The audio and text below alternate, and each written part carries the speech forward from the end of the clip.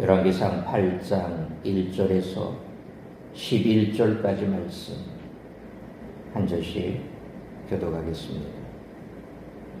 이에 솔로몬이 여호와의 언약궤를 다윗성 곧 시온에서 메어 올리고자 하여 이스라엘 장로와 모든 지파의 우두머리 곧 이스라엘 자손의 족장들을 예루살렘에 있는 자기에게로 소집하니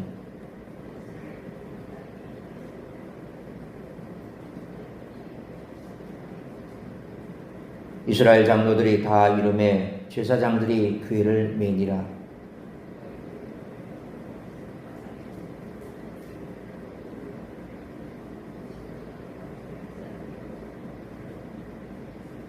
솔로몬 왕과 그 앞에 모인 이스라엘 회중이 그와 함께 그 궤 앞에 있어 양과 소로 제사를 지냈으니 그 수가 많아 기록할 수도 없고 셀 수도 없었더라.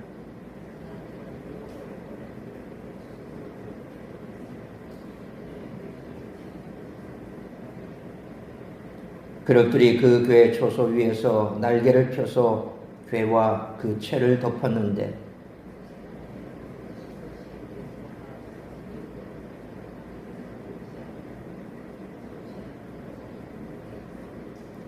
그 궤 안에는 두 돌판 외에 아무것도 없으니 이것은 이스라엘 자손이 애굽 땅에서 나온 후 여호와께서 저희와 언약을 맺으실 때에 모세가 호렙에서 그 안에 넣은 것이더라.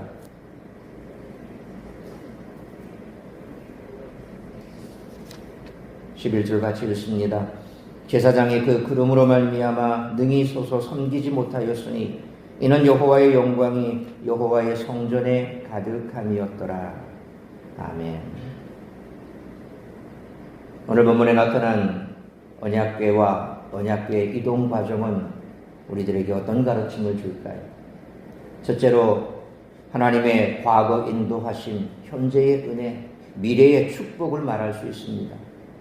하나님은 과거에 이스라엘의 광야 40년간의 유랑 가운데서 보호하셨고 현재 언약궤가 운반되는 과정에서 찬양을 허락하시며 미래 종말의 때에 기쁨의 축제를 허락하실 것입니다.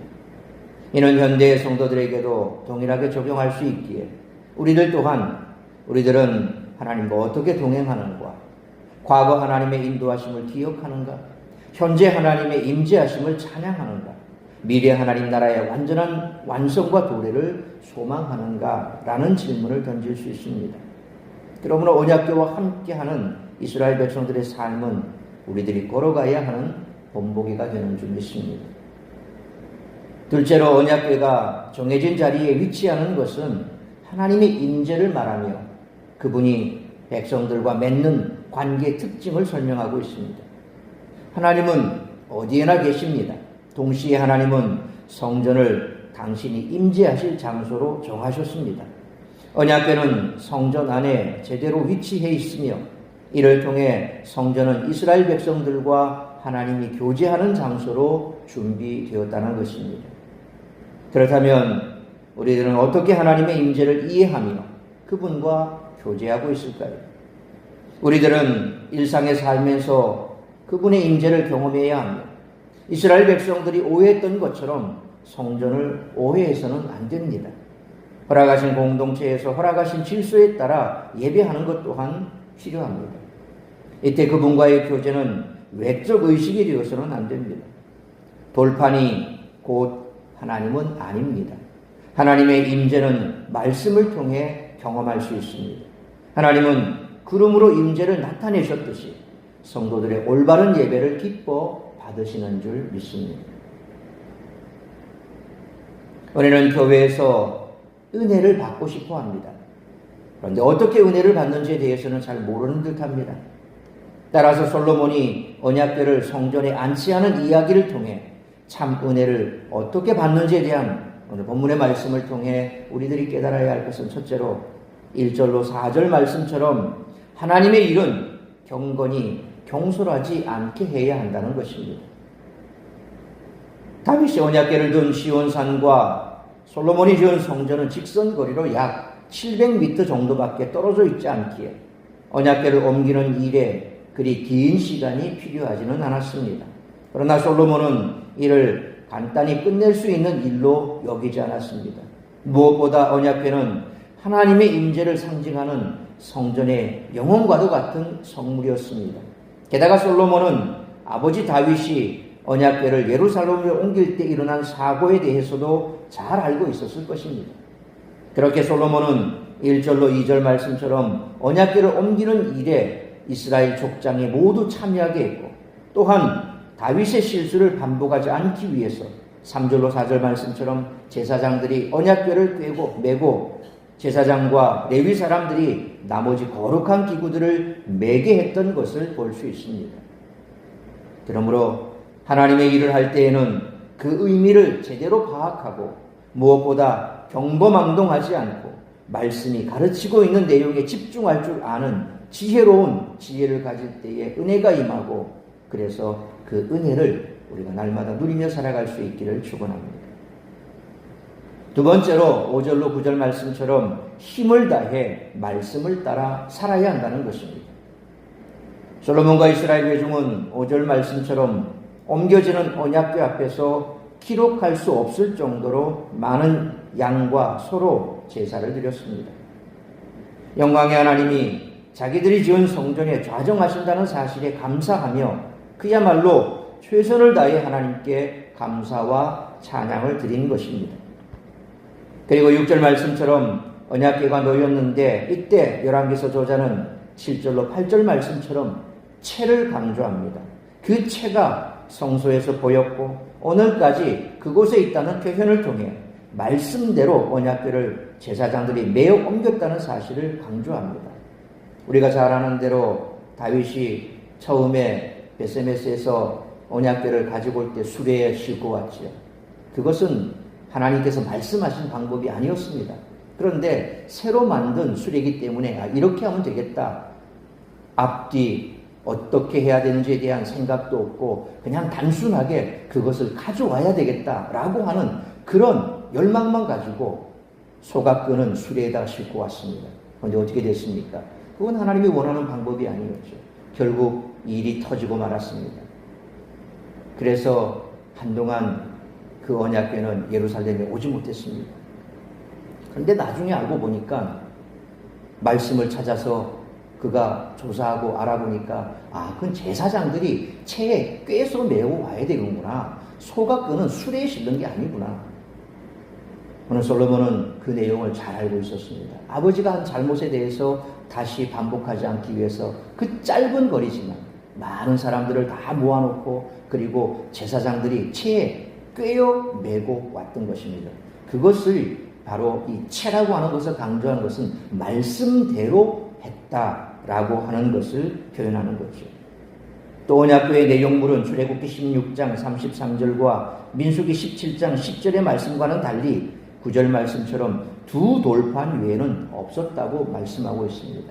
실제로 우리가 알고 있는 대로 언약궤 속에는 뭐가 들어있습니까? 아론의 쌍난 지팡이가 들어있습니다. 그리고 또 거기에 만나가 들어있고, 그러니까 언약궤 안에는 이와 같이 돌판 이외에도 실제적으로 구약의 출애굽기의 말씀이나 민수기 말씀에 보면 다른 것들도 들어있었는데 왜 하필 오늘 본문의 말씀은 두 돌판 외에는 없었다라고 말씀을 하는 것일까?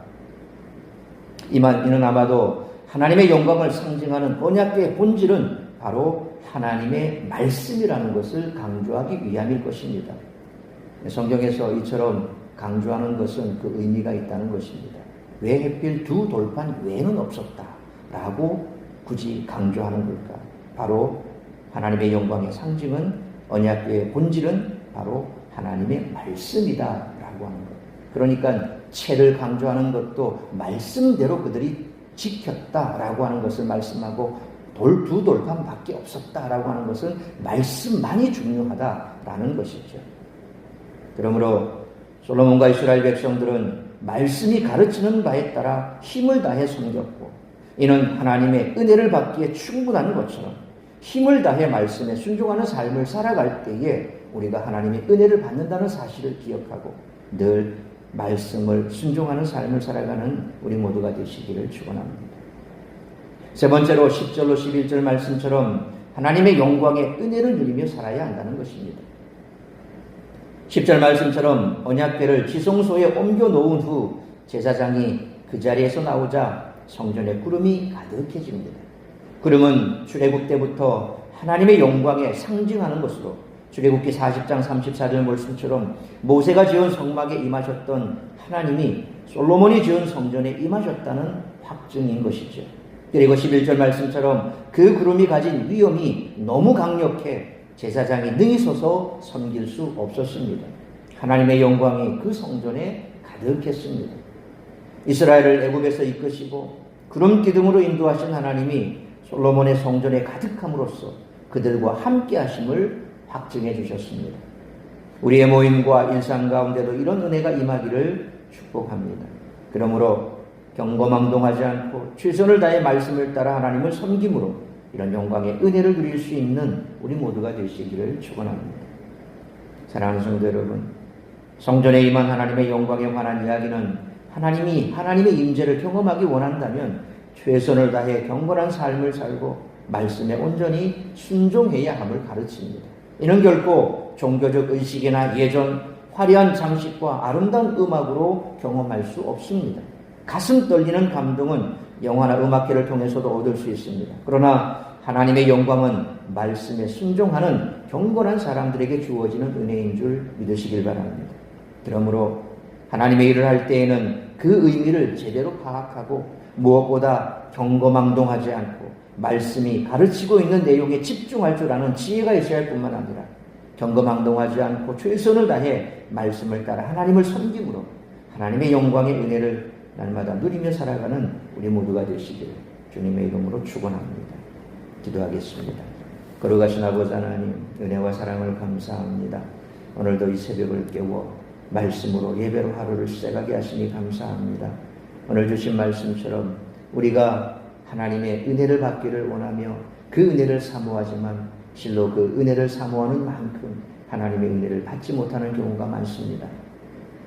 오늘 솔로몬이 그 언약궤를 성전에 이제 안치하는 과정 속에서 하나님의 영광이 가득했던 것을 볼 때에 우리의 삶 가운데서도 이처럼 하나님의 영광의 은혜를 누리며 날마다 하나님께서 우리에게 베푸시는 은혜 가운데 살아갈 수 있는 것은 바로 우리가 말씀이 의미하는 것이 무엇인지, 하나님의 일을 할 때에 내 뜻대로, 내 계획대로, 내 판단대로, 내가 가지고 있는 상식대로 하는 것이 아니라 바로 하나님께서 무엇을 말씀하시는지 말씀하시는 그 의미를 제대로 파악하고 일을 행해야 할 줄로 믿습니다.